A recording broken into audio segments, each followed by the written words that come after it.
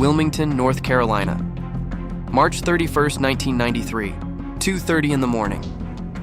A film crew of over 100 people is on set. They're shooting the final scenes of a movie called The Crow. The scene, a character gets shot. The gun, a prop. The bullet, fake. Brandon Lee was 28 years old. He was 8 days away from finishing the film. He was 12 days away from his wedding. He never left that set alive. What happened that night was not murder. It was not suicide. It was a sequence of mistakes, so unlikely that investigators said the odds of it happening were almost impossible. Almost. This is the story of the night Brandon Lee died, and the bullet that nobody knew was there. Brandon Lee was born in 1965 in Oakland, California. His father was Bruce Lee. Growing up with that name is not a gift. It's a weight. Every audition, every role, every review. Son of Bruce Lee tries acting. Brandon spent most of his early career trying to escape that shadow. He trained in martial arts, yes, but he wanted to be taken seriously as an actor. Not as a legacy, as himself. By the early 1990s, it was starting to work. Rapid Fire in 1992. Critics noticed him, not as Bruce Lee's son, as Brandon Lee. And then he got the call about The Crow. The Crow is based on a graphic novel about a musician murdered alongside his fiancée. He comes back from the dead to get revenge. Brandon read the script and immediately said yes. He told friends it was the role he had been waiting for. He was engaged himself to a woman named Eliza Hutton. The wedding was set for April 17, 1993, 12 days after that night on set. The Crow started filming in January 1993. From the beginning, the production was troubled. Not in a dramatic way, in a quiet, accumulating way. A crew member was electrocuted when a crane hit a power line. He survived. A carpenter put a screwdriver through his hand. A fire broke out in the equipment room. Someone broke into the prop warehouse. One by one, these were accidents. Together, they started to feel like something else. The crew started calling the production cursed. Brandon laughed it off. There's no such thing as a curse, only bad luck and bad planning. He was right about one of those. The production was also running behind schedule and over budget. Small corners were being cut, the kind you don't notice until something goes wrong.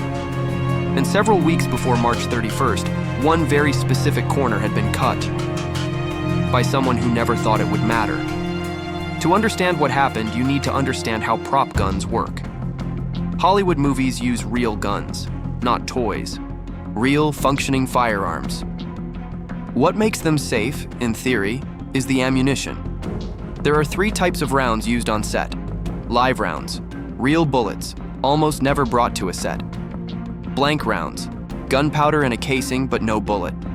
These make the flash and the sound. Dummy rounds. They look exactly like real bullets, but they're completely inert.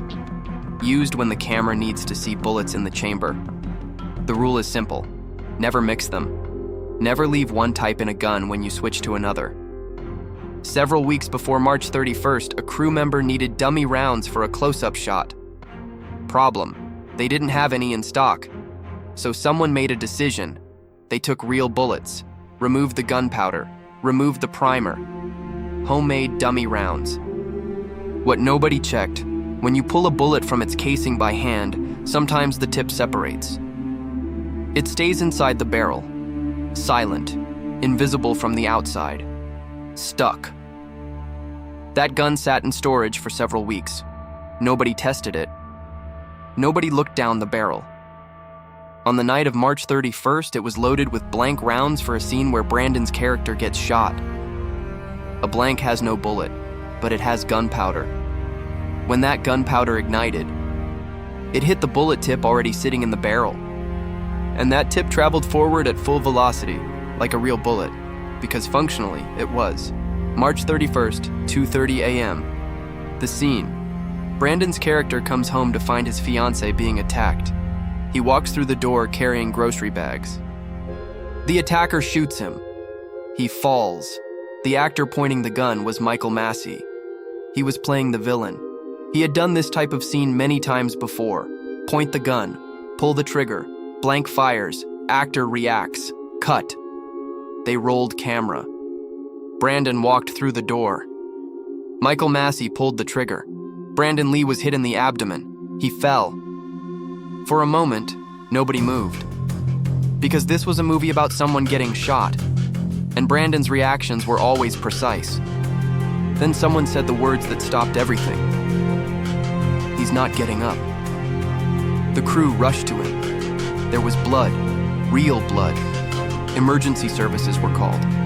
Brandon was rushed to the hospital. Surgeons operated for 6 hours. Eliza Hutton flew in from Los Angeles. On April 1st, 1993, at 1:03 in the afternoon, Brandon Lee was pronounced dead. He was 28 years old. Michael Massey never spoke publicly about that night for years. In a rare interview he finally gave, he said simply, "There is not a day that goes by that I don't think about it." The investigation took 9 days. Their conclusion, no criminal charges. It was an accident. A chain of small, avoidable mistakes that lined up in the worst possible way. The wrong decision about dummy rounds. The tip that lodged in the barrel. The gun that was never checked. The Crow was completed using previously filmed footage, body doubles, and early CGI. It was released in May 1994. It became a cult classic. Brandon Lee's performance is widely considered one of the most compelling of that decade. He never saw it. Eliza Hutton never remarried. In one interview, she said, "He was the most alive person I ever knew." Brandon Lee is buried in Seattle. People still leave flowers there, every single day. There are stories that stay with you, not because they're dramatic, not because they're mysterious, but because they remind you how fragile everything is. A film set with 100 professionals, a gun that had been used dozens of times, a night like any other night on a long production, and one decision, made weeks earlier by someone who thought it didn't matter. It always matters. Brandon Lee never got to see The Crow, never got to read the reviews, never got to stand next to Eliza Hutton and say, "I do." What he left behind was a performance that outlived him by decades, and a story that deserves to be told correctly. Not as a curse, not as a conspiracy, just as the truth.